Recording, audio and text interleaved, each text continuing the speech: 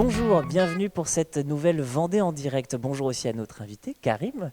Bonjour. Merci de nous accueillir au sein de Célérifère. C'est votre entreprise. Qu'est-ce que propose Célérifère? Bien que moi je le devine un peu parce que je le vois derrière nous et que les téléspectateurs vont bientôt le deviner également.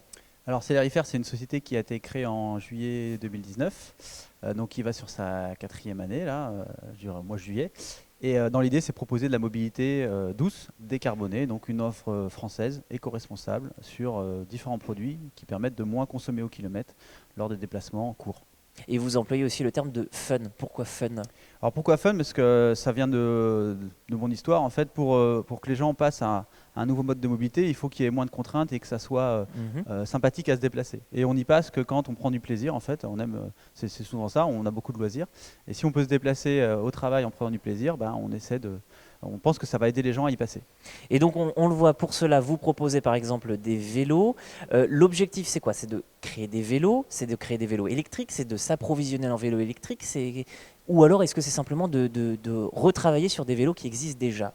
Alors la base de l'histoire de Célérifère et son éthique et sa culture, c'est toujours de partir du déchet pour essayer de faire un nouveau produit. Parce que du déchet, on en produit beaucoup sur la planète, nos activités humaines en font beaucoup. Et donc l'idée, il y en a suffisamment en abondance dans les casses et les déchetteries. Avant de faire venir des cadres de Taïwan, nous, notre but, c'était pas de se positionner sur ce que font la plupart des manufactureurs, c'est acheter tout en Asie, importer, faire de la conception et de l'assemblage. On voulait déjà utiliser ce qui était dans les casses, donc on prend des vélos qui existent dans les casses, on les démonte, on leur redonne une deuxième vie, on leur redonne à neuf, on équipe à neuf certaines parties du vélo comme le freinage, les jantes et l'électrification pour leur donner une deuxième vie, donc partir d'un vélo musculaire vers un vélo électrique et après le vendre aux collectivités et aux entreprises, notamment dans les futures lois qui vont arriver sur la réutilisation. Ben oui, parce que je me permets, si on s'approche de celui-ci, il a l'air pourtant tout neuf. Et ce que vous me dites, c'est que c'est du seconde main? Alors ça, en fait, le principe, c'est de partir du cadre. Alors le cadre, on les démonte complètement. Et vous voyez, nous, notre principe, la peinture, c'est un process qui est assez polluant. Donc nous, ce qu'on fait, c'est on les démonte entièrement, on les envoie juste à côté à Vieille-Vigne en sablage, microbillage, et on les récupère et on fait juste une protection. Donc là, vous avez typiquement un vélo qui était une base de vélo mécanique, qu'on a électrifié avec un moteur, genre un porte-gourde qui fait la batterie. Et après, on fait des petites personnalisations pour différentes entreprises ou collectivités. On rajoute des porte-bagages pour transporter des charges. Là, on a un client, le Zoo de la Flèche, qui nous a demandé d'en faire des spécifiques pour transporter en fait du matériel. Et donc, on les équipe sur mesure. Et là, on a clairement transformé. On a pris un vieux vélo qui était dans une poubelle et on l'a remis à neuf pour pouvoir le vendre. Après, les caractéristiques, c'est qu'on est sur du monoplateau parce que ça ne doit pas dérailler. Ça doit être simple pour les utilisateurs et ça doit être fun. Donc, le moteur électrique permet de rendre l'usage fun. Et puis bon, on l'a vu, il y a des vélos. Juste ici à notre gauche, il y a aussi des trottinettes. Qu'est-ce que vous proposez d'autre? C'est vraiment ça l'essentiel de l'activité, c'est des trottinettes et des vélos? Alors, l'essentiel de l'activité de Célérifère, c'est de se positionner sur l'essentiel de la mobilité douce et de ce qui fonctionne et ce qui va fonctionner dans les années à venir. Il y a 50 à 70% des trajets de moins de 5 km qui sont faits en voiture. Et donc, on a besoin de décarboner notre mobilité. La voiture a un intérêt, effectivement, quand on la remplit déjà et quand on va plus loin. Donc, la trottinette électrique, qui est quand même un produit qui s'est vendu à 900 000 unités l'année dernière. Le vélo à 600 000, le vélo essence à 600 000, et les draisiennes qui étaient à 30 000. Donc, on veut se positionner sur les trois produits qui se vendent le plus à l'heure actuelle et qui vont donc prendre part petit à petit la place de la voiture dans notre environnement urbain et périurbain. Et donc on peut retrouver ce nouveau site parce que vous avez choisi de déménager. C'est aussi pour ça qu'on a fait le choix de venir aujourd'hui. C'est l'inauguration. Parce que vous aviez besoin de plus de place? Alors, comme toute start-up, il y a 3 ans, on a commencé dans un garage et on a fait une C'est un grande. grand garage là, effectivement, maintenant. Alors, c'était pas ici, hein, on était Oui, dans bien sûr, mais un maintenant, petit garage de 20 mètres carrés. Après, on est passé à la Vendéenne dans une cave. à Dompierre-sur-Yon. À Dompierre-sur-Yon. Donc c'était une cave qui était un peu rabaissée en fait avec des marges, donc c'était difficile de sortir les produits. Il y avait des risques. Et quand on s'est lancé dans le vélo l'année dernière, il était impossible de sortir des vélos, manipuler des vélos. Donc on a tout de suite commencé à réfléchir, à chercher un autre bâtiment.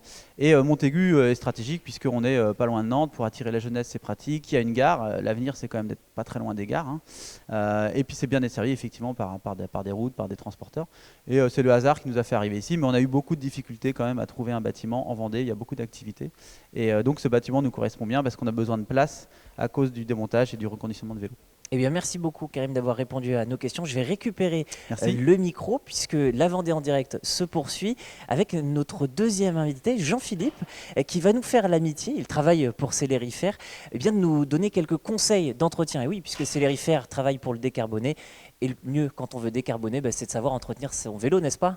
Oui, tout à fait. En fait, sur l'entretien, ça reste assez simple quand même. Mhm. Il faut, quand on veut électrifier un vélo, avec le principe qu'on a nous, c'est-à-dire qu'il faut au moins changer les freins, partir sur des pneus neufs qui sont adaptés à des vélos électriques quand même, et qui sont renforcés aussi.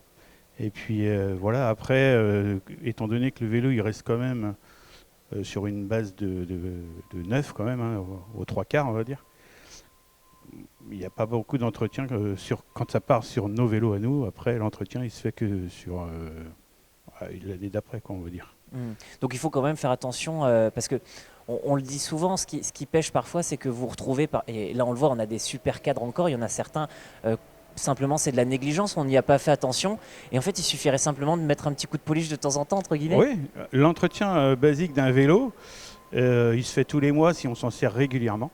C'est-à-dire que vous mettez un petit peu de graisse spéciale pour les chaînes, vous faites attention aux câbles de frein, aux patins. Et voilà, si vous faites juste des choses essentielles, on va dire, le vélo, il va durer comme on avait dans les années 70. Hein. Eh bien, ils sont encore vivants, ces vélos-là. Hein. Ils sont encore robustes. Les vélos qui sont faits actuellement sont peut-être un peu moins robustes parce que les matières ont changé depuis. Mhm. Mais autrement, si vous faites des entretiens assez basiques, vous pouvez faire durer votre vélo super longtemps. Mais il faut avoir ce réflexe. Voilà, ce réflexe minimum, on va dire. Est-ce que vous avez d'autres conseils à nous partager justement pour Après, sur le conseil sur l'entretien, c'est juste une petite attention en fait qu'il faut sur son vélo, et surtout si on s'en sert pour aller au travail ou on s'en sert régulièrement.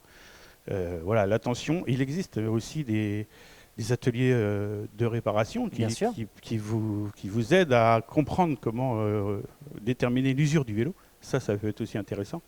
Donc il faut se rapprocher et s'intéresser déjà à son vélo. Et après, quand on s'intéresse, forcément que l'usure va se voilà, faire moins rapidement. Voilà. Et est-ce que la pluie justement joue un rôle là-dessus? Et dès qu'on est sous la pluie, quand on le met à l'abri, il faut le sécher par exemple. C'est tout bête, mais on n'y pense pas vraiment. Alors, c'est surtout il y a deux points. Il y a un point pour les vélos mécaniques par rapport à la pluie. C'est-à-dire que si vous faites du vélo quand il pleut, ça ne génère pas forcément de problème puisque voilà, ça va sécher au fur et à mesure. Par contre, si vous le stockez avec de la pluie, de l'humidité, là c'est là le problème en fait. Parce que toutes les petites pièces, elles vont rouiller. Voilà, ça rouille. Il faut être attentif. Bon, c'est pareil, ça se nettoie assez facilement quand c'est juste au début. Mais ça peut engendrer, s'il est forcément stocké depuis un moment, ça peut engendrer un problème sur du long terme. Mais en général, en étant un petit peu attentif, ça génère pas forcément de problème. L'eau, c'est un peu fait. Les peintures qui existent maintenant, ils sont bien étudiées pour ça. Eh bien, merci beaucoup Jean-Philippe. Merci à vous d'avoir suivi cette Vendée en direct. Prochain point très rapide avec la Vendée et son actu.